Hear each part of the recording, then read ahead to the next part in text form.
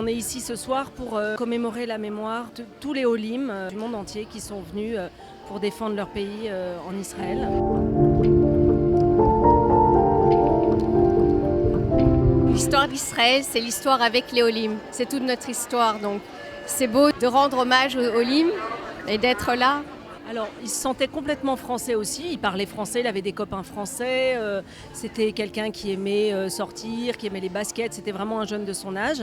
Et en parallèle, il se sentait totalement israélien par rapport à la défense du pays et à son obligation de faire l'armée. Dan était le plus israélien des Israéliens. Il ne voulait pas parler en français. Mais après, vers ses 20 ans, il a compris qu'une langue en plus, c'était pas mal quand il a voyagé. Ce qui est important, c'est de continuer en fait. Pas seulement raconter qui il a été, mais ce qu'il était et qu'on voudrait que les autres continuent. Donc il était quelqu'un avec une joie. Il aimait vraiment la vie au jour le jour. C'était d'ailleurs sa devise était Hakuna Matata. Il avait beaucoup d'amis. D'ailleurs entre les différentes couches de la société, sans aucun chilonim, datim, ça va rien. C'est vraiment. Et il aimait aider. Il aimait beaucoup aider. Il était d'ailleurs, je le raconte toujours, il travaillait au Misrad Apnim comme le responsable de la sécurité de tout le Machoz de Tel Aviv. Et il aidait tout le monde à avoir des rendez-vous. Il faisait beaucoup de chesed. Il était beaucoup dans l'aide à l'autre. Constamment à vouloir trouver quelque chose à faire pour aider l'autre. Et je trouvais que c'était un bon moyen de prolonger sa mémoire en aidant aussi les autres. Voilà. On a maintenant une Beth Levinstein. Il y aura la salle de sport au nom de Dan.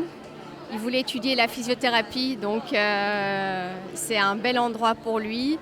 On a un projet avec Tela Shomer, on a un projet chez Lochamel et Lokvulot sur Dan vers l'Inde. On a Baruch Hashem, et ce qui est génial, c'est que ça vient de un peu tout le monde. C'est plus nous, c'est les Madmekot qui voyagent sans nous et des projets qui se passent sans nous aussi. Il ne faut pas les oublier. C'est une douleur, c'est une fierté, c'est les deux en même temps. Il y a tellement d'éléments qui se contredisent dans le corps. C'est même pas pensable, quoi. C'est que des héros, Ça donne une force, On se dit, nos enfants ont réussi à avoir cette force de venir en tant qu'Olim, se battre, de donner leur vie.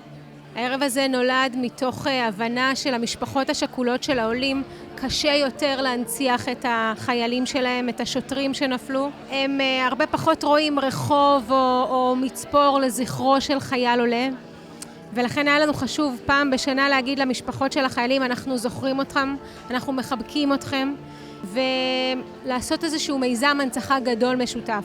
אז השנה אנחנו מוציאים ביחד ספר הנצחה עם כל החיילים, מוציאים מדבקות הנצחה שיכולות להיות במרחב הציבורי, שהפנים היפות של החיילים העולים יהיו גם חלק מהנוף הציבורי בישראל.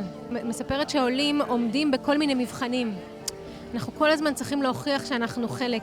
יש שם עולים שנאבקו כדי להתגייס לקרבי, עולים שעלו בגיל 16, עלו בגיל 18, לא סיפרו למשפחות שלהם שהם בקרבי כדי לא להדיג אותם. כאילו ההקרבה, האהבה למדינת ישראל, שזה לא המולדת שלהם, אבל זה המולדת שבה הם בחרו, היא כל כך גדולה ומרגשת, שחשוב לנו לזכור את הסיפורים האלה, לספר אותם ולא לשכוח אותם.